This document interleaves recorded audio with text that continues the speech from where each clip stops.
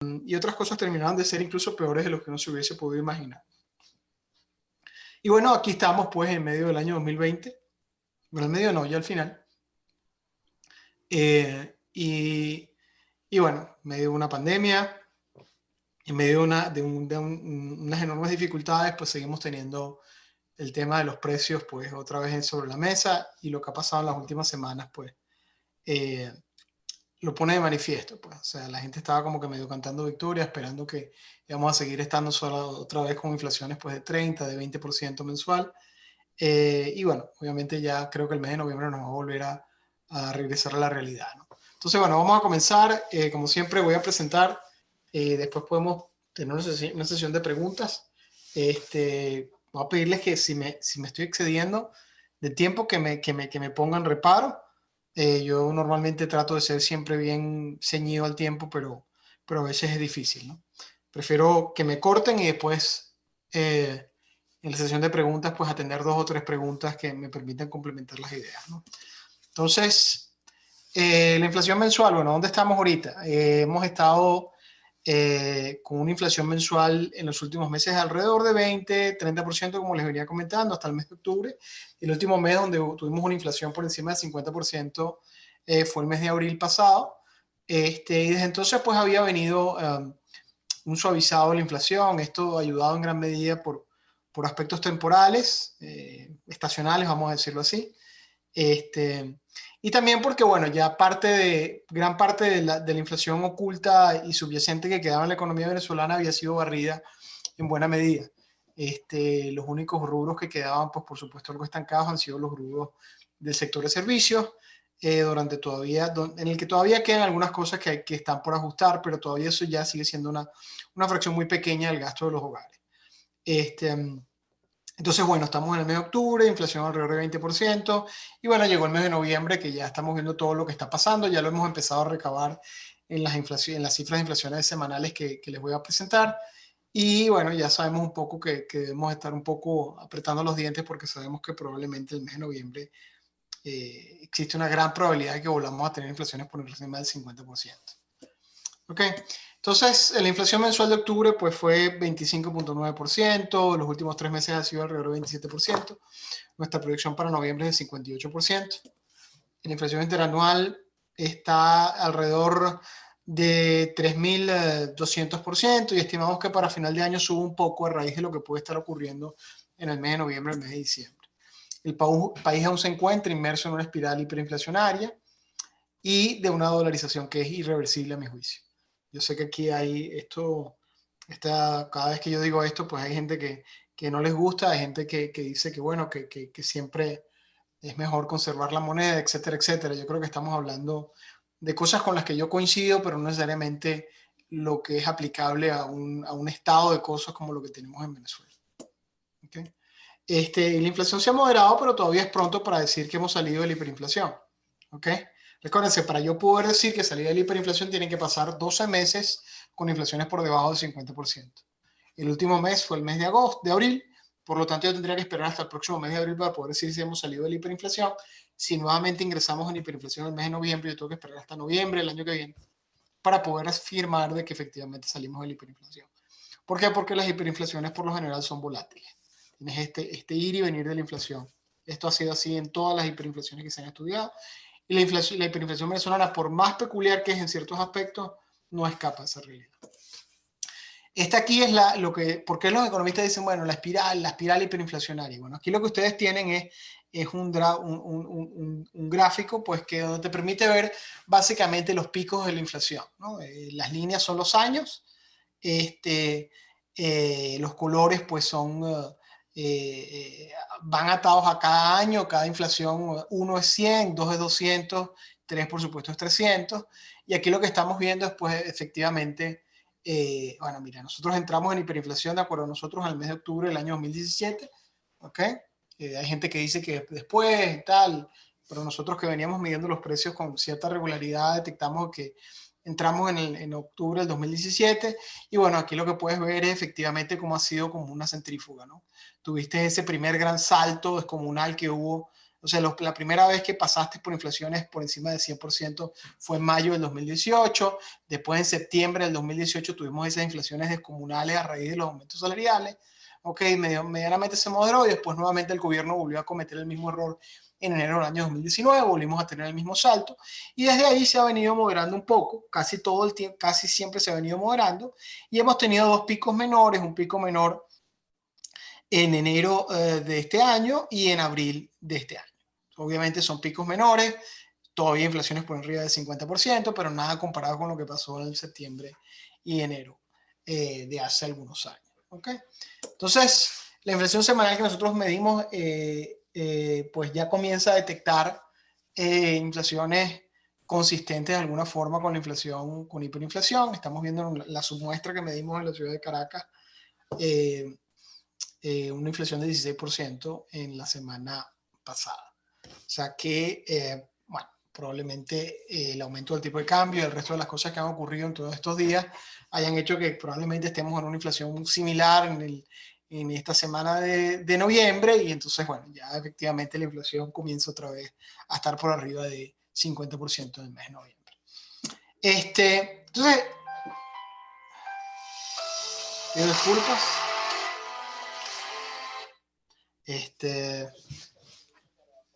Tranquilo, no se preocupe. Sí, estoy metido en una reunión y me llamó mi señora, probablemente para reclamarme que no voy a poder buscar hoy a mi hijo y bueno, las cosas que ustedes afortunadamente cuando se tienen 20 años no tienen que preocuparse. Así que disfruten esa época, que es magnífica. Entonces, como estoy hablando con gente que está estudiando economía, con gente que quiere saber esos temas, ¿no? Y quiere saber un poco a qué se debe esto, ¿no? ¿Por qué la inflación, la hiperinflación es así? ¿Por qué se comporta? O sea,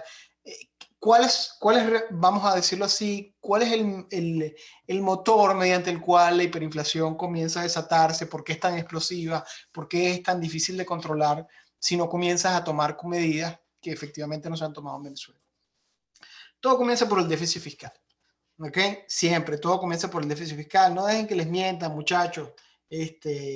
Además, en la central, pues hay una cantidad de profesores que por lo general no tenían en cuenta estas cosas o tenían una gran cantidad de paz en la cabeza sobre cuál es el origen de la inflación. El origen de la hiperinflación siempre es un déficit fiscal. O sea, si usted no tiene déficit fiscal, la probabilidad de que va a estar inmerso en una hiperinflación es virtualmente cero. ¿Okay? Entonces, toda hiperinflación se origina con un déficit fiscal. Los déficits fiscales son una especie de niños, ¿no? Cuando nacen son chiquiticos, son vulnerables, son fáciles de manejar y coño, de repente cuando crecen, pues cuando tienen 19 años son más grandes que tú y ya son ingobernables. Pues. Entonces, los déficits fiscales son así, ¿ok? Se comportan un poco de esa manera. Tú al principio los subestimas, al principio crees que son algo temporal y bueno, llega un momento donde efectivamente todas estas cosas explotan, se ponen fuera de control y bueno, tienen todas las consecuencias que estamos viendo. Entonces todo comienza con un déficit fiscal, ¿no? Déficit fiscal en Venezuela como porcentaje del Producto Interno Bruto, estimamos nosotros que para el año 2019 puede haber disminuido en algo, más que todo por la enorme contracción del gasto público, pero todavía estamos hablando de un déficit fiscal de alrededor de 10 puntos porcentuales en el año 2019. Quizás en el año 2020 podamos tener unas cifras similares. Pero ustedes pueden ver esta gran masa que hay aquí.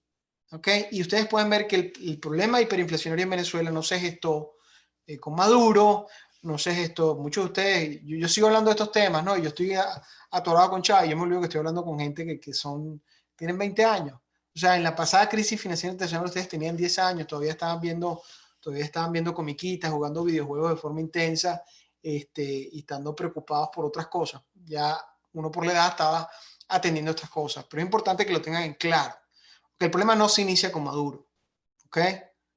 Maduro es consecuencia de toda la cantidad de problemas. Yo estaba leyendo ahorita un artículo que yo escribí en el año 2014, básicamente cuando Giordani sale del gobierno. Giordani, para los que no sepan, fue un ministro plenipotenciario del chavismo, un tipo que fue nefasto, que hizo un enorme daño al país y que dañó una generación completa, dañó este elemento.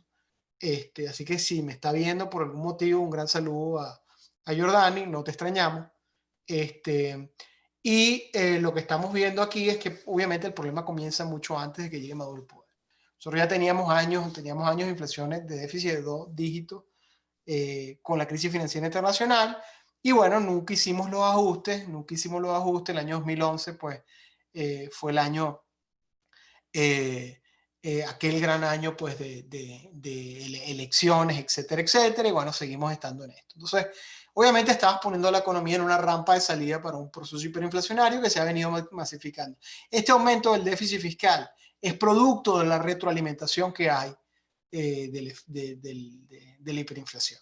Entonces la hiperinflación se gestó aquí.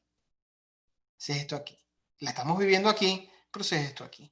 Por eso es importante poner las finanzas públicas del país en orden. ¿Okay? Porque lo que hagamos hoy puede tener efecto 5, 10, 7, 8 años en el futuro. ¿Okay? Entonces, tenemos el déficit fiscal y bueno, como el Banco Central dejó de ser Banco Central hace mucho tiempo, particularmente desde el año 2005, imagínense dónde estaban ustedes en el año 2005, 2005-2007.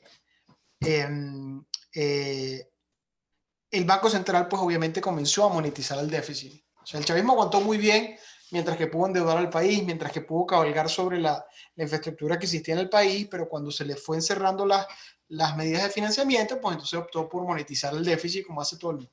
Esto no lo inventó el chavismo, esto es algo que hacen todos los gobiernos, ¿ok? Y básicamente implica que tú no tienes un banco central, sino tienes un ministerio de creación de dinero, que es lo que hoy en día es el Banco Central. Entonces todavía veo a unos economistas que quieren llorar por el Banco Central y quieren tener moneda propia, pero es que no hemos tenido un Banco Central hace muchos años. Entonces, como que tú no tengas abuela y cuando tienes 10 años, te dice, oye, tu abuela se murió hace 15 años, tú no la conociste y te pones a llorar porque tu abuela ya no está. Bueno, yo respeto el dolor de la gente, pero no lo comprendo. O sea, no tenemos banco central, entonces vamos a ponernos a llorar y a discutir cómo hacemos para tener un banco central, si tenemos que defender lo que hay.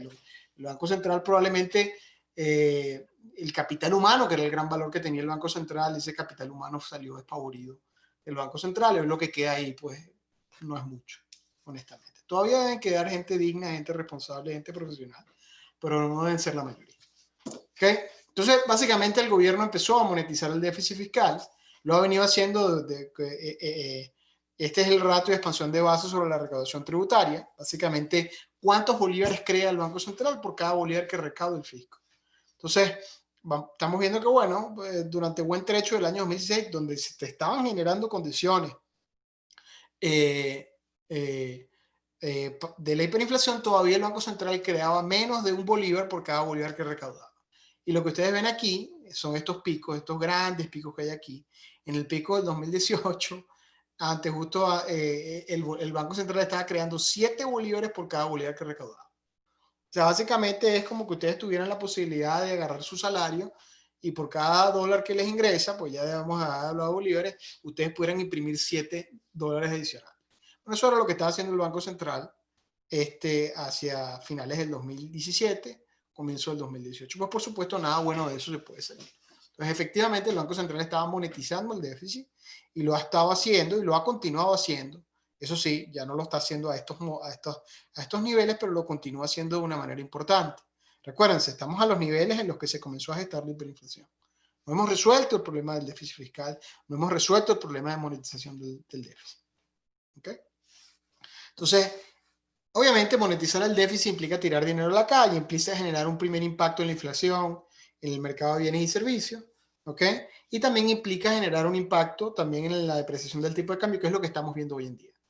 ¿Okay? Lo que estamos viendo hoy en día, quizás el primer impacto que se ve cuando la creación de dinero es exactamente que parte de ese dinero, como no hay ningún tipo de credibilidad en el país, parte de ese dinero se va directamente al tipo de cambio. Y ese tipo de cambio retroalimenta el proceso de inflación. ¿Okay? Entonces, la monetización del déficit impacta a la inflación, pero le impacta de una forma directa y después a través de lo que ocurre en el tipo de cambio. Esto que está aquí es el traspaso del tipo de cambio paralelo, básicamente la elasticidad acumulada en 3 meses.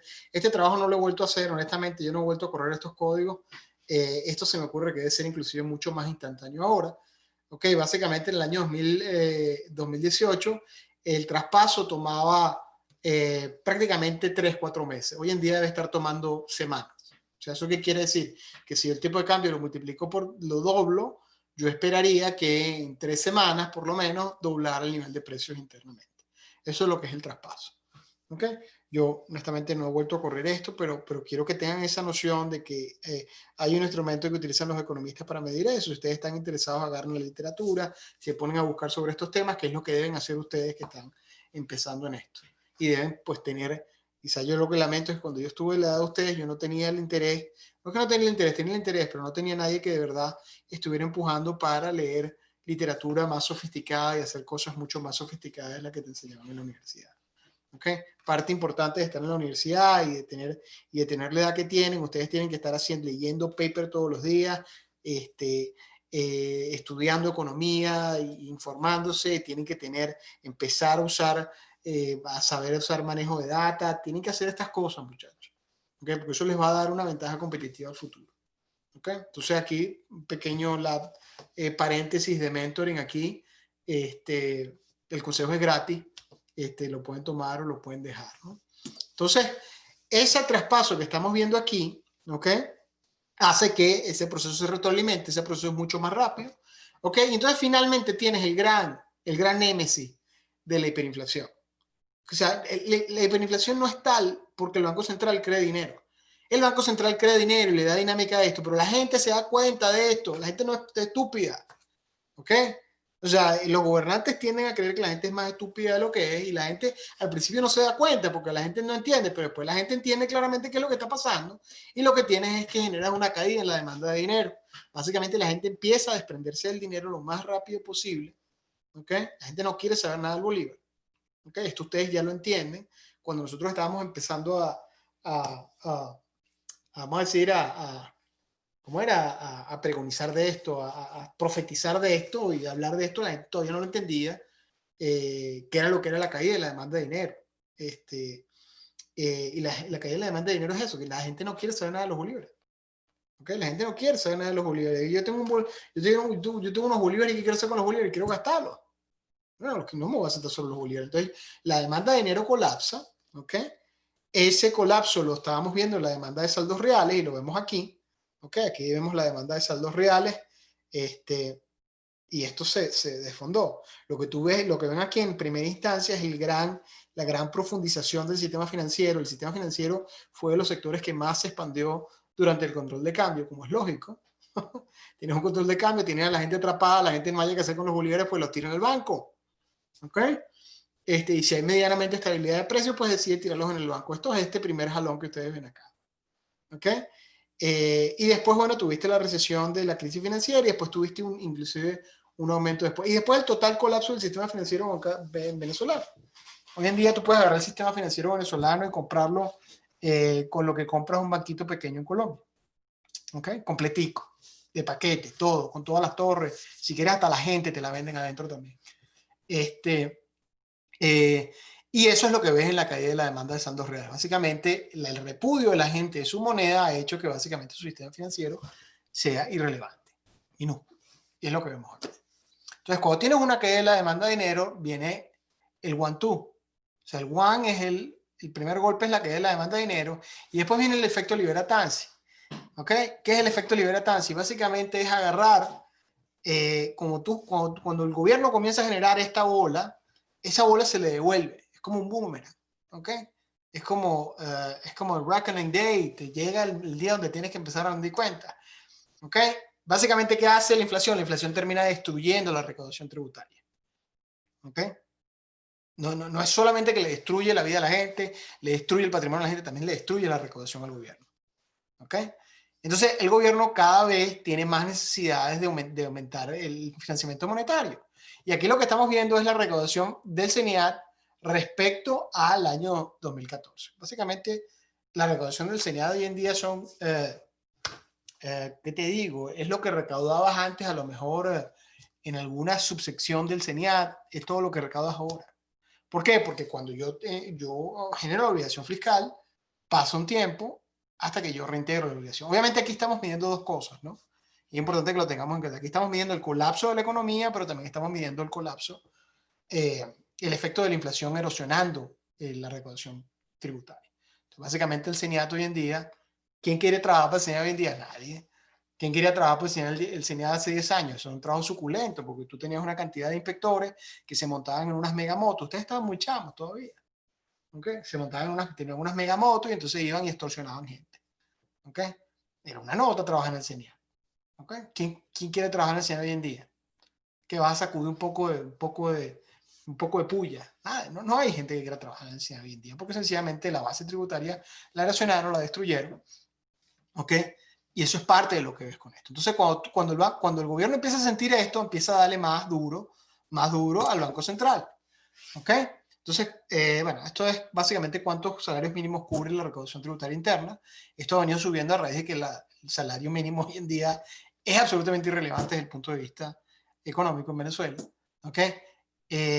Y cuando la inflación destruye la recaudación tributaria, básicamente tú te regresas acá, te regresas al déficit, lo aumentas y entonces inicias el ciclo una vez más, y más, y más, y más, y más, y más.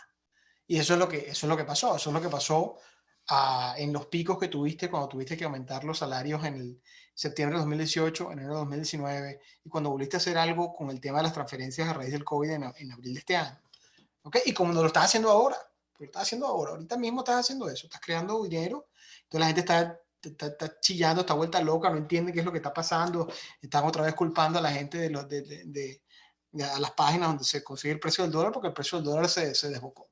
Como si no hubiésemos vivido ya esto una y otra vez. Yo entiendo que la gente definitivamente no sé, tienen una memoria de goldfish más o menos, ¿no? O sea, esto lo hemos vivido ya un montón de veces y la gente todavía sigue culpando a la misma gente, ¿no? Como, no sé, como que el perro que le ladra a los cauchos de los camiones. Un poco lo mismo. ¿Okay? Entonces, ¿dónde está? El país está inmerso en una espiral hiperinflacionaria y es muy probable que en noviembre volvamos a experimentar inflaciones de más del 50%. El gobierno ha sido incapaz de llevar a cabo un plan de ajuste. La estabilización forzada que esperábamos vivir en el año 2020 fue truncada por el COVID. Entonces, si todos hubiéramos dicho, bueno, mira, el gobierno no va a hacer absolutamente nada. Si tú ves mi presentación en el 2018, yo digo, bueno, mira, aquí yo lo que creo es que eventualmente el gobierno va a negociar, va a generar una dolarización para tratar de estabilizar la economía. Y eso no ocurrió. La dolarización fue forzada, pero no fue de juré. Y ya lo vamos a discutir más adelante. Y todos dicen, bueno, el año 2020 no puede ser peor que el año 2019, por Dios. Y bueno, el COVID llegó para demostrarnos precisamente que sí siempre se puede estar peor. ¿Ok? Entonces, esperábamos decir, bueno, vamos a tener una mediana estabilización, que la economía deje de crecer, y bueno, llegó el COVID y nos volvió a poner en una etapa donde tuvimos otro choque negativo. ¿Ok? Durante 2020 la inflación se ha desacelerado, pero todavía tenemos inflaciones de 2 dígitos mensuales. Obviamente esas inflaciones tienden a no ser estables. Una inflación alta no es estable. Eso tiene que metérselo sobre la cabeza. Las inflaciones altas de 2 dígitos, no son inflaciones estables. O van para abajo o van para arriba. Pero tú no vas a tener una inflación por ciento todos los meses de 20%. Eso no existe. ¿Okay? Eso no existe. No hay una dinámica, no hay ningún país que logre que esté montado en esa plataforma. Las inflaciones altas son inestables. O van para abajo o van para arriba. O tú estabilizas o te metes en hiperinflación. Y por eso es que fue relativamente fácil pronosticar que el país iba a atravesar una hiperinflación, por más de que hubo gente que lo estuvo negando por mucho tiempo. El proceso de dolarización de facto es la consecuencia de la destrucción del valor de la moneda. ¿Ok? Es la consecuencia. ¿Okay? La dolarización, la gente busca una ancla nominal porque tiene que operar. Todos operamos con una ancla nominal. Y cuando tú destruyes tu moneda, la gente naturalmente busca alguna ancla nominal sobre la cual trabajar. Lógicamente en Venezuela iba a acabar siendo el dólar. ¿Okay? ¿Qué ha pasado en otros países? Todas las hiperinflaciones son el resultado de abultados y continuos déficits fiscales. No dejen que les mientan, muchachos. Yo sé que por ahí hablan algunos profesores bueno, que no les gustará que yo diga esto, pero bueno, a estas alturas de mi vida poco me importa. Ahora las condiciones en las que estas se han producido han sido muy variadas. Ha habido hiperinflaciones que han estado en periodos de posguerra, de economías destruidas, países que se han desmembrado, como el Imperio Austrohúngaro. ¿Okay? Hay hiperinflaciones en guerras civiles, como Nicaragua. Hay hiperinflaciones con populismo exacerbado, crisis política, como en el Cono Sur, y la hiperinflación venezolana, que es un animal muy peculiar. Hiperinflaciones inclusive también en Europa del Este, cuando hubo la caída de la Unión Soviética. Y la hiperinflación venezolana, que es va a ser estudiada en libros de historia como un capítulo donde los modelos de destrucción de la moneda fueron refinados y hechos sin necesidad de que ocurriera ninguna perturbación de este estilo. O sea, básicamente pura idiotez política. ¿Okay? Entonces, la idiotez política puede equipararse a una guerra, puede equipararse a un colapso económico, puede equipararse a un cambio de régimen. O sea, la estupidez política y económica es un arma. Lo que pasa es que por lo general es un arma de autodestrucción. Salvo en algunas de las hiperinflaciones de la posguerra, todas las hiperinflaciones han estado asociadas a un pobre desempeño económico. ¿Okay? Y probablemente los de la posguerra sean muy peculiares porque estaba saliendo la posguerra. Estas son las hiperinflaciones que estudió Kagan a raíz de los países que perdieron básicamente la Primera Guerra Mundial. Sin embargo, el grado y la profundidad del deterioro varía, así como la duración y la recuperación posterior. ¿Okay? Entonces, las hiperinflaciones son muy variadas, muy variadas. O sea, puedes tener un pico muy grado de hiperinflación y después estabilizas y sales de ahí. Puedes tener picos y valles, o puedes tener lo que tenemos en Venezuela, que es una cosa que parece historia sin fin, ¿no? Y bueno, aquí estamos comparando Venezuela con otros periodos de hiperinflaciones de sus pares, de la misma gente que vive en el vecindario de nosotros, que es un vecindario bastante particular. Y bueno, ahí estamos viendo, el momento T es el momento en el que comienza la hiperinflación, T-3 son 3 años hacia atrás, T+1, +2, +3, más lo que tú quieras ponerle, son los años después de que comienza la hiperinflación. Bueno, cuando yo estudié, bueno, hablábamos de la hiperinflación peruana, ¿no? Y brasilera, y argentina, y Bolivia, y decíamos, oye, esos casos son catastróficos. Bueno, lo de Venezuela es una cosa, o sea, es cuando los venezolanos nos proponemos hacer algo, nosotros lo hacemos realmente mal. O sea, si nosotros, la gente decía, no, es que las hiperinflaciones son muy malas, nosotros decimos, bueno, pues es que nosotros las podemos hacer mucho peor. Y eso ha sido lo que ha pasado. El colapso económico de Venezuela no tiene ni parangón con ninguna cosa que haya pasado en América Latina. Ninguna. ¿Okay? Y estas son todas hiperinflaciones de paz. Entonces la gente puede decir, no, bueno, pero es que aquí puedes decir que había un conflicto político y tal. No, es que ha pasado en otros lados. Ok, vamos a hablar con gente economías que la hicieron realmente peor que estas economías sudamericanas. Vamos a hablar ya estamos al nivel de Zimbabue, Nicaragua. Vamos a quitarnos la careta y vamos a compararnos con esta gente que es con la que no queríamos comparar. Yo cuando hacía comparaciones con esto, la gente se molestaba. Se molestaba, pues, oh, no, me vas a poner el Zimbabue, no, pero nosotros no nos puede pasar lo de Zimbabue. No, es que no es lo de Zimbabue, es peor. Y aquí estamos viendo, pues, una hiperinflación como la de Nicaragua, que es una hiperinflación muy larga también, pero es una hiperinflación a raíz de un conflicto bélico. ¿Okay? Y lo de Zimbabue, que se parece en gran medida a lo de Venezuela. Idiotez pura. Claro, la idiotez de Venezuela, en términos cuantitativos, ha sido muy superior a la de Zimbabue. Yo creo que la gente de Zimbabue entendió un poco antes los problemas que habían, que lo que entendió, pues, el liderazgo venezolano. Fíjense cuánto le tomó a Zimbabue desde que comenzó a contraerse hasta que volvió a los niveles de actividad. Estamos hablando de que le tomó 10 años. Desde el momento que empezó su recesión económica, a través de la hiperinflación, tomó 10 años de inicio a final volver a tener el nivel de economía que tenía en ese momento. ¿Ok? Nosotros lo hemos hecho mucho peor. Mucho peor. O sea que nosotros podemos estar hablando de que la recuperación en Venezuela, si se empiezan a hacer las cosas bien, es una recuperación de años. ¿Ok? Esa ficción que habían vendido algunos de que hay un rebote y tal y pal, eso no va a llegar, muchachos, no dejen que lo sigan estafando con eso, no hay rebote. ¿Ok? La variación del producto, bueno, no tengo mucho más que decirles aquí. Estas son las estimaciones que tenía el Banco Central, junto con las estimaciones que nosotros hemos estado corriendo en cada uno de los trimestres.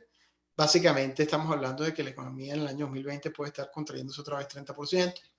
¿Ok? En gran medida a raíz de lo que ocurrió con el COVID. ¿Ok? Y bueno, y producto, pues, el colapso petrolero también. ¿Okay? ¿Dónde estamos? Entonces, la hiperinflación se profundizó, profundizó la contracción económica, la única fuerza estabilizadora en la actualidad es el proceso de dolarización. ¿Okay? Hay otra fuerza que está por ahí subyacente, que es una especie de acuerdo tácito entre el sector privado y el gobierno. Fíjense que el gobierno ha estado mucho menos conflictivo con el sector privado de lo que ha sido en otros años. Inclusive tiene gente valiente, pues, como la gente de Galletas Puig tomando participación en lo que era Cargill. Y yo le agradezco a Galletas Puig que tenga el coraje de seguirle metiendo plata a Venezuela, porque hay que ser muy valiente para ser empresario en Venezuela. Muy valiente, tener mucho guáramo. Entonces, eso puede ser una fuerza que pueda contribuir a la estabilización, pero fundamentalmente es la dolarización. Que a medida que el venezolano ha repudiado su moneda, ha comenzado a operar en dólares, y eso le ha permitido al sistema de precios comenzar a funcionar de alguna manera medianamente operando con cierta normalidad. El consumo y la inversión han caído como nunca en nuestra historia, ni siquiera en periodos de guerra. ¿Okay? Esto es realmente una catástrofe económica. Una recesión de tan larga duración no tiene efectos permanentes. O sea, el que está esperando que nosotros vamos a volver a ensamblar vehículos ahí en La Victoria y en el sur de Valencia, bueno, sigan esperando ahí. En especial, un saludito a los trabajadores, pues, de todas esas empresas que estuvieron asfixiándolas durante años y apoyando, pues, toda la andanada del gobierno. Porque el gobierno contó con la complicidad de mucha gente para destruir las empresas. Entre ellas las empresas de Guayana, ¿ok? Que las destruyó el gobierno, sí, pero contó con la complicidad de muchos trabajadores de Guayana para destruir las empresas de Guayana. Entonces, esa capacidad se perdió. Eso se perdió. Eso no es que, no, cambia el gobierno, entonces ya Sidor empieza a sacar, tú sabes, ¿no? Láminas de acero, pues, por un tubo. Eso no va a pasar. Entonces, es importante que eso lo tengamos claro. Se perdió esa capacidad productiva. Entonces, nosotros tenemos que empezar a un nivel mucho más atrás. Pues esto no es una reactivación normal de un aparato esto es una reconstrucción económica. ¿Okay? Una cosa es que tú tengas una recesión, tu capacidad económica sigue intacta, y otra cosa es que venga un huracán como este, destruya la capacidad que había, ¿okay? Y tú tengas que reconstruir. El proceso de reconstrucción es totalmente diferente. La pobreza, medida por cualquier indicador, ha aumentado drásticamente. Y mi tema no es tocar índices de pobreza. Esto probablemente lo vaya a tocar alguien que vaya a hablar del ENCOVI. Pero bueno, uno no puede estar ajeno al tema, que al final esto tiene un impacto en la vida de la gente. ¿Okay?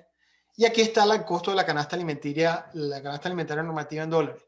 Que básicamente, podemos decir que si la canasta de un hogar de 5 personas hoy en día en Venezuela es muy grande, a lo mejor podemos decir, bueno, vamos a tomar un hogar de 4 personas, entonces la canasta habría que descontarla aproximadamente 20%, lo que ustedes quieran decir. Pero en todo caso, poner comida en una casa en Venezuela hoy en día, una canasta, poner comida un mes, cuesta $200.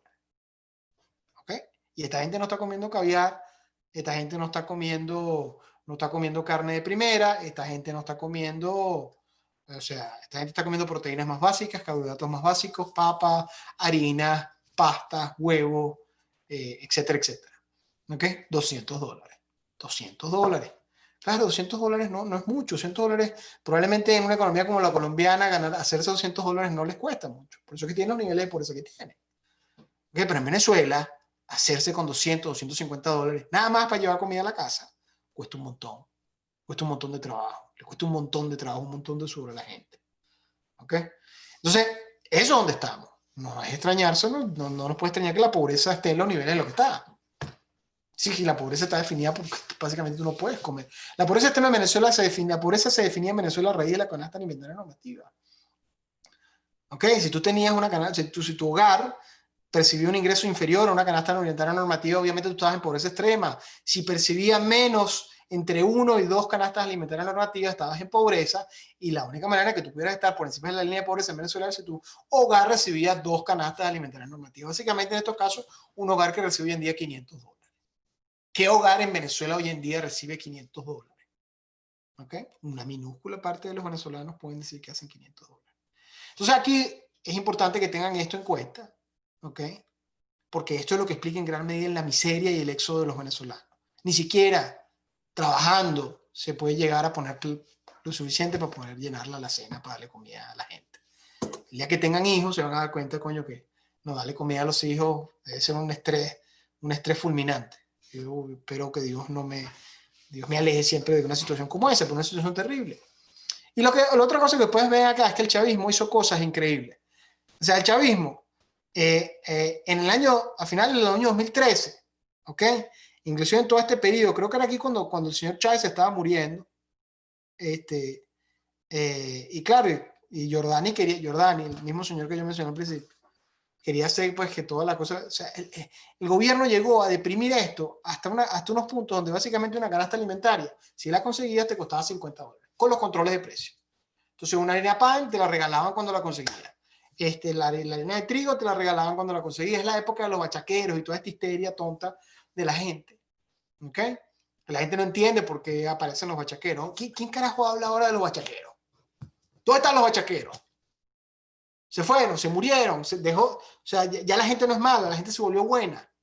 Entonces tienen que entender, y yo aquí soy un poco drástico porque ustedes son jóvenes y tienen que entender este tema, que la discusión no puede banalizarse. Ustedes oyen ahí decir, no, porque los bachaqueros, mira, chamo, está bien, los bachaqueros, yo continuo, tengo muchas cosas que hablar. Es que no guarda la relación, el más mínimo elemento, coño, de lógica para discutir cosas. El chavismo deprimió los precios y quiso en esta bajada. ¿Quién estaba pagando eso? Lo estaba pagando de dos maneras, con una sobrevaluación cambiaria, emitiendo deuda, quemando el poco capital que tenía. Había una firma por ahí que decía que nosotros teníamos no sé cuántos miles de millones de dólares ahorrados en fondos paralelos, etcétera, etcétera.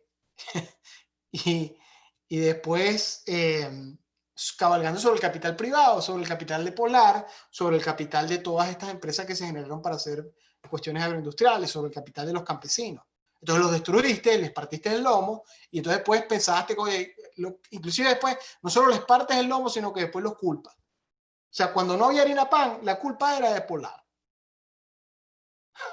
Unas cosas realmente y todavía tú crees, y hay una gran cantidad de venezolanos que creen que efectivamente el tema era así.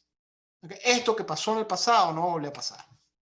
No va a volver a pasar. La canasta alimentaria en Venezuela no va a bajar de los niveles en los que está. Y todo lo contrario, puede subir, porque a medida de que la capacidad productiva siga haciéndose peor, menos oferta vas a tener y por tanto vas a tener probablemente más precio.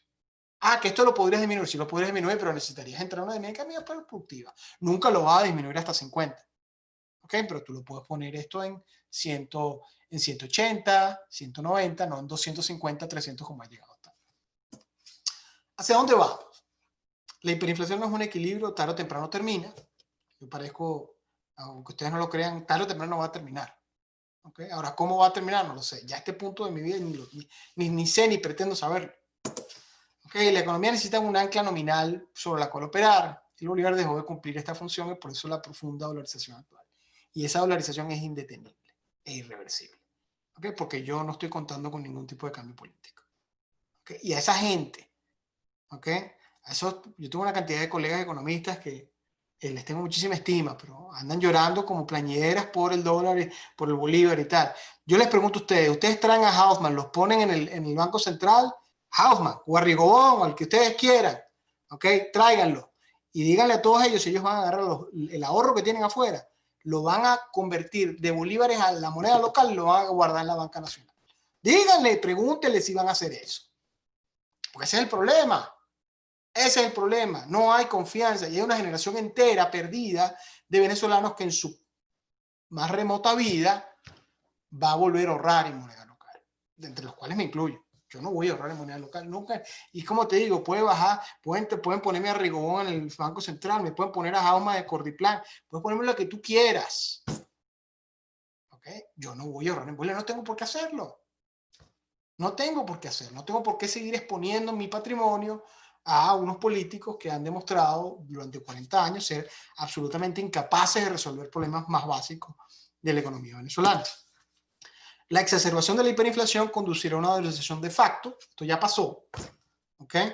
Ante la ausencia de un plan de ajuste, sigue pasando, ¿ok?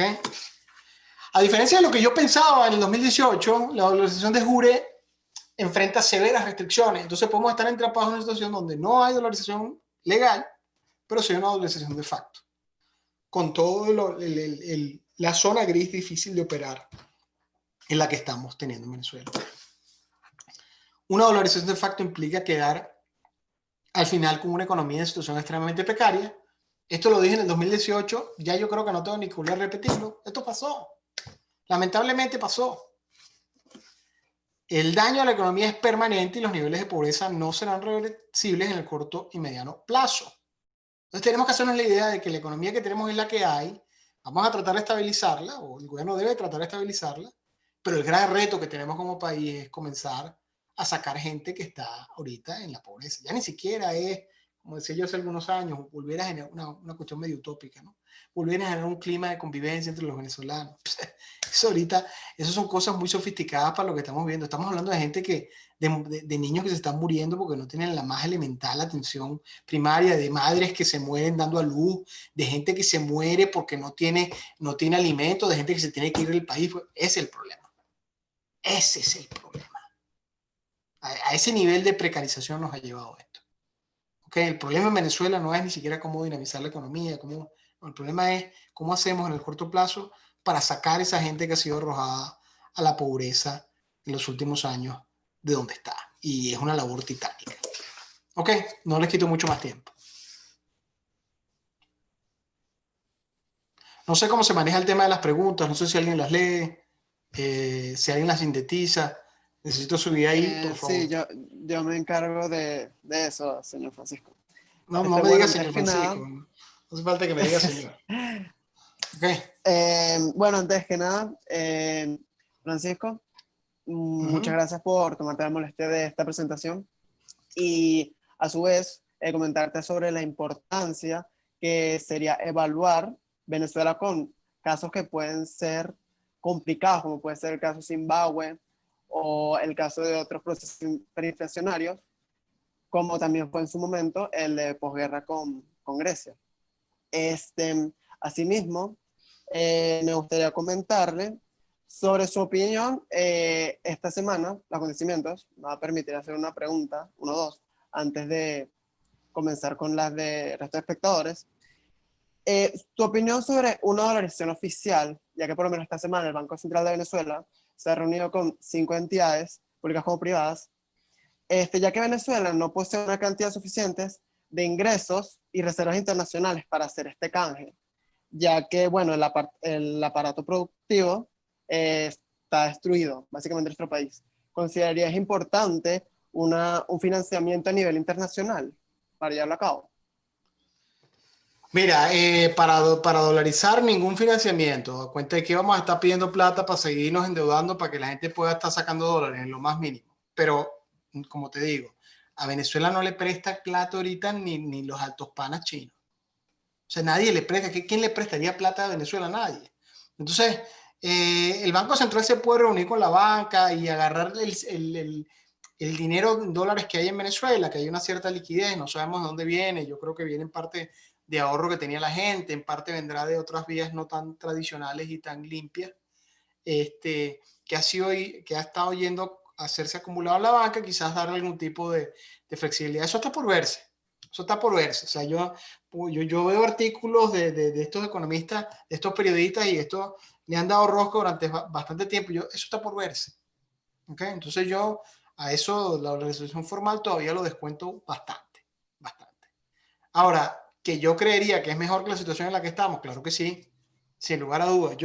Yo siempre y siempre creí y sigo creyendo que para un país es mejor tener su moneda, sin lugar a dudas. Tienes una herramienta de estabilización. Ahora, lo que tenemos en Venezuela podemos definirlo como un país. O sea, nosotros tenemos un país, o sea, tenemos una república, nosotros tenemos instituciones, o nosotros sencillamente lo que tenemos es una casta de gente que domina, controla el aparato militar y el aparato del Estado, y una cantidad de gente que somos ciudadanos de segunda clase, hasta tenemos que rogar y pagar para que nos saquen los papeles, la cédula, los pasaportes. Bueno, sí, eso. Entonces, eso es donde estamos. Entonces, mira, no me vengan con paja a mí de que vamos a tener una moneda. O sea, si esa es la situación en la que vamos a tener que coexistir, donde tenemos dos castas, donde hay una casta de control del poder militar, controla el aparato del Estado, y estamos unos ciudadanos que estamos sujetos a todas las arbitrariedades de esto, entonces, ¿qué estás discutiendo de tener una moneda local o no? ¿Cuál es el argumento? Aquí no hay ningún argumento. Ah, no, que tú me dices que bueno, que en el futuro vamos a tener un gobierno. Bueno, mira, yo te voy a decir eso. Cuando venga el gobierno, tú me vuelves a preguntar. Cuando vuelve el gobierno, llegue la transición esa que me han estado prometiendo, que yo soy como Moisés, ¿no? Por cierto, Moisés no entró a la tierra prometida. Si es que yo recuerdo mis lecciones de religión del colegio. Entonces me está prometiendo la tierra prometida, ahí viene, la alegría ya viene. Yo soy fanático de los tiburones de La Guaira, o sea que yo vivía esto antes de vivirlo con el chavismo. Si este es el año, esto nos toca. Bueno, señores, cuando tengamos la transición, volvemos a preguntar si tenemos que tener moneda propia. Pero mientras tanto, es una pregunta babieca, estúpida, infantil, de gente que no entiende el país en el que está viviendo y las limitaciones que tiene. Entonces, sobre Claro. la dolarización, no tengo mucho más que decirte que lo que te he dicho. Y una pregunta con respecto a ello. ¿Sería factible un tipo de cambio como el que tiene actualmente Perú, el cual es flotante, flexible? O sea, básicamente que se basa en la demanda y oferta, te lo voy a saber, pero para que lo conozcan nuestros espectadores, tomando en consideración que no hay cierta estabilidad aquí económica, pero que exista tanto el bolívar como el dólar, a su vez. Bueno, en Perú tienes eso y todavía en Perú las reservas de los bancos hay una cantidad de cosas importantes que todavía están dolarizadas, ¿no? ¿Por qué? Precisamente porque estoy hablando de esa cicatriz que le deja en la población. La población no deja de recordar un periodo tan nefasto como la hiperinflación. ¿Eso sería deseable? Sí, yo creo que sería deseable, sería una de las vías que tendrías que hacer eso.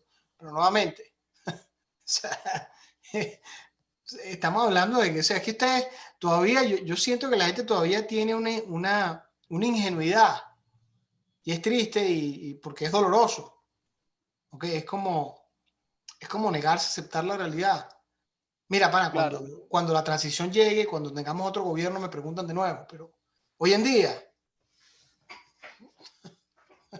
el gobierno no puede, un gobierno sancionado que no puede vincular a su banca con la banca extranjera, su banco central está sancionado, el Banco Central de Venezuela está sancionado. Entonces el eso es Banco Central de correcto. Venezuela es una carcasa, esa torre que está ahí en Carmelita.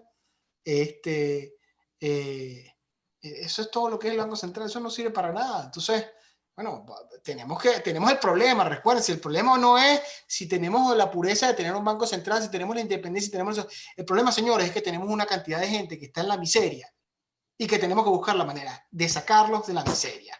Entonces, por favor, cuando hagamos por discusiones de política, coño, discutamos cómo coño vamos a, y perdónenme la licencia de la palabra, cómo vamos a sacar a esa gente de la pobreza. No me vengan a discutir cómo voy a reinstitucionalizar el Banco Central, cómo voy a... Mira, para, eso es una discusión súper sofisticada. Yo no sé tocar música, entonces, oye, primero enséñame a leer algo de música, enséñame a tocar una flauta esta que tocan los niños y después me tiras el violín para tocarlo, pero antes no. Antes no Claro, podemos estar discutiendo, cosas. Yo a veces me desespero porque siento que nos quedamos entrampados y no vemos el problema. El problema es que hay millones de venezolanos que están en miseria y que ese es el objetivo que tenemos que hacer. Eso es lo que tienen que hacer los políticos, eso es lo que tenemos que hacer nosotros y más una universidad como la Universidad Central. Pensar en cómo vamos a sacar a esa gente de la miseria. No en discusiones exquisitas que no llegan a ningún lado. claro. Bueno, vamos a seguir con algunas preguntas de nuestros espectadores. La primera es de Moisés Padrino. ¿Considera usted que es necesario aplicar un ajuste estilo overshot? Uh, como overshot, o sea, eh, no, te voy a Bueno, pedir sí. que Ajá. me, que me expliques qué es lo que tú defines como overshot. No sé si es el tipo de cambio, o, pues, no sé. Bueno, No, cualquier cosa que Moisés escriba en los dale, comentarios. Moisés. eh, Mira que te mencioné, no tenía nada contigo que no ha llegado a la tierra prometida, pero vuelve a hacer la pregunta, o sea, si es del tipo de cambio, si estás de acuerdo que básicamente lo que me estás diciendo es sobredepreciar el tipo de cambio. Yo no estoy de acuerdo sobre depreciar ningún tipo de cambio, te lo digo ya de antemano. ¿Por qué? Porque mi problema es sacar a la gente de la pobreza. Yo veo claro, economistas que están discutiendo cómo proteger el tejido industrial del país y las empresas del sector. Señores, por favor, es que el problema es, yo me desespero, yo que vivo afuera y que voy a Venezuela esporádicamente, todavía la viajo cada vez que voy. Cojan un carro y vayan para el Consejo, La Victoria, el sur de Valencia y vean y Carrizal y vean cuál es el tejido industrial que queda en el país. Entonces ustedes me van a decir a mí si lo importante es tratar de proteger el tejido industrial inexistente del país que no está y que no lo vas a reflotar en el corto plazo, o tratar de generar una condición para que la gente pueda tener, oye, sacar nuevamente el objetivo, sacar a la mayor cantidad de gente de la pobreza. Entonces, que a mí, si la pregunta es si yo creo que debemos tener un tipo de cambio subvaluado, No. Yo creo que lo que tenemos que tener es un tipo de cambio que permite y que facilite el sistema cambiario, que facilite lo más rápido posible sacar gente de la miseria. Eso es lo que yo creo que tenemos que hacer. ¿Ok? Claro, comparto su opinión. También Valeria Rondón pregunta, ¿cuál sería su opinión con respecto a la aplicación de una dolarización oficial de corto plazo, en lugar de aplicar una dolarización oficial de largo plazo, como los casos de Panamá, Ecuador y El Salvador? Mira, la dolarización es como te digo, es como cuando tú te montas, te voy a poner un caso así, usted me va a decir, bueno, pero es que coño, es que tienes una imagen muy masculina. Es como cuando tú te montas en un carro fino o en un caballo fino. Tú estás montado en una mula y oye, la mula no anda y después te montas en un caballo fino. ¿Quién te baja a ti del caballo fino? Claro, O sea, sí, en teoría tú es puedes correcto. aplicar una dolarización y después tratar de introducir la moneda, ¿verdad? Pero el problema es que hay una cantidad de gente que no la va a bajar, no la va a bajar del caballo. No la va a bajar el Claro, caballo porque sencillamente ya tuvo 40 años básicamente de kung fu, de karate, de todo lo que le pudieron dar. Y esa gente no le vas a quitar el modelo que tiene en la cabeza. El venezolano no ahorra en bolívares, no ahorra en su moneda local y no lo va a hacer. Yo no lo voy a hacer. Probablemente ustedes que están aquí no lo van a hacer. Todos los que me están preguntando a mí si el bolívar, pregúntense ustedes si ustedes están trayendo los dólares que tienen y si viene, les voy a poner el ejemplo, viene Rigobón al Banco Central y viene Hausman a Cordiplan. Ustedes vuelven, queman sus dineros, sus divisas y los pagan en bolívares y se los meten a la banca nacional. Entonces, si ustedes me dicen que sí, bueno, entonces yo puedo discutir con ustedes. Ahora, si ustedes me empiezan a ponerse remolones, yo les voy a decir, bueno, entonces ¿entiendes ya el problema? El problema es un problema fundamental. claro. Bueno, Pedro López también dice, lo increíble es que se presentó el déficit fiscal continuado, con precios del barril del petróleo récord de más de $80.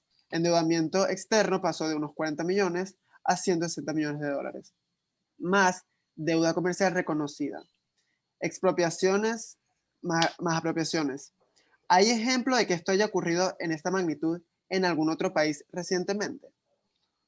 No, no. El grado de idiotez económica en Venezuela, eh, yo creo que se van a escribir libros enteros de gente que se pregunta cómo realmente, o sea, el tiempo en el que ocurrió la destrucción y la gran cantidad de complicidad que hubo, porque hasta hace nada le estaban prestando dinero a Venezuela. Goldman Sachs hasta hace algunos años le estuvo prestando dinero, estuvo haciéndole un swap de dólares para prestarle dinero a Venezuela. La gente le prestaba dinero a Venezuela. ¿Ok? Claro, y Entonces, también ¿ah? tenemos que tomar en consideración que no estamos pasando por ningún tipo de guerra o ninguna otra crisis como en otros procesos Ninguno. hiperinflacionarios. Entonces, esto básicamente por las malas gestiones políticas del gobierno en este caso. Sí. También Rodrigo Ugarte pregunta Y que con... Ajá, disculpa, cuéntame. Diego, yo me tengo que ir en 2, 3 minutos. Entonces, si puedes hacer un pase rápido, tengo otra reunión y les pido disculpas porque me tenga que ir, pero esta reunión me la tiraron encima y no la puedo esquivar. Cualquier Ah, cosa, si quiere, puedo lanzarte una última pregunta rápido y cerramos con el foro, ¿le parece? sí, y me da pena con ustedes. No sé si tú quieras, No, vale, si tranquilo. ustedes van a colgar esto, después podemos juntarnos. Tú me lees las preguntas y les pido disculpas a todos los que han estado aquí escuchando pacientemente mi queja. Y a lo mejor mi actitud no tan constructiva, sino cansada, pero No, les pido tranquilo. disculpas por eso. Cualquier cosa, después en un futuro podemos hacer un foro con usted para aquellas personas que quieran hacer preguntas, Vale. si no le importa. Y bueno, finalmente, la última pregunta para concluir con este foro es de Rodrigo Ugarte. ¿Consideras que sería conveniente la implementación de un tipo de cambio flexible con flotación sucia? Es Mira, básicamente lo que estamos exponiendo con el caso de Perú, ¿no? mira, sí, yo no creo, o sea, tienes que dejar flotar, ya está, se acabó. O sea, en Venezuela, y yo ni siquiera, o sea, todas las preguntas de tipo de cambio, yo estoy ya, como les digo, mi enfoque es que la dolarización llegó, es indetenible, es irreversible, asumámosla, ¿ok? Y enfoquémonos en lo primordial, que es sacar a la gente de la pobreza. Estas Claro, discusiones son discusiones interesantísimas en países, en cosas ordenadas. Lamentablemente lo que tenemos en Venezuela no es eso. Entonces yo creo que son discusiones académicas muy interesantes. Me están pidiendo mi opinión, no están pidiéndome lo que yo creería que deberíamos hacer si tuviéramos un país. No, yo por supuesto tendríamos un país, tipo de cambio flexible, un artículo en la Constitución que me garantizara que el gobierno no puede establecer controles de cambio. Básicamente, artículo 1 de la Constitución, Venezuela es tal y tal y tal. Artículo 2, todos los ciudadanos venezolanos tienen derecho a la libre convertibilidad. Punto. ¿Ok? Y después pone el sistema que te dé la gana. Si lo quieres suave, linko, suavecito, sucio, limpiecito, el que te dé la gana. Pero garantízame la libre convertibilidad, porque nada le ha hecho más daño a la economía venezolana que los controles de cambio. Nada, absolutamente nada. Ha vuelto a la sociedad enormemente corrupta, enormemente improductiva, ¿ok? Y ese jueguito de los controles de cambio se le tiene que quitar al gobierno porque sí, ¿ok? Ahora, ¿le podemos quitar eso al gobierno? No, porque estamos en un sistema donde ustedes, tú y yo, ¿ok? Somos ciudadanos de segunda en nuestro país. Y entiéndanlo así, ¿ok? Es una casta de gobierno que se aferró al poder, tiene los instrumentos del Estado. Bueno, entonces, ¿qué es lo que podemos hacer en este caso? Bueno, mira, darle rato a esa dolarización, porque yo sé que dólares no van a poder imprimir. Y por ahí no me van a poder fastidiar, me fastidiarán por otro lado, pero por ahí no. ¿Ok? Eso es correcto. Bueno, cerrando el foro, muchas gracias por estar aquí con nosotros, así como también a nuestros patrocinadores, entre ellos Econométrica, Value, Coin Group, Ticketplay y nuestros aliados el N y Cefice también. De verdad, muchas gracias por compartir esta tarde con nosotros, Francisco. Muchas gracias a ustedes y sigan esta excelente iniciativa. Eso es lo que tienen que hacer ustedes estudiando. Educarse, prepararse y hacer este tipo de cosas, y los felicito porque hacen esto en momentos tan delicados como esto y se están preguntando estas cosas en momentos tan delicados como los que estamos. Un placer y discúlpenme que me tenga que retirar. Bueno, y nuestras redes sociales, recuérdenlas, Congreso Economía UCB en Instagram y C Economía UCB en Twitter, por si nos quieren comentar, si quieren postear algo en sus redes. Y bueno, los esperamos en los próximos foros mañana. Muchas gracias Hasta a luego. todos y recuerden que este foro tiene certificado avalado por la escuela y ¿Me va a dar certificado a mí? eso se podría hablar. Dale, cuídense mucho y sigan adelante. Chao, un placer. Igual. Muchas gracias.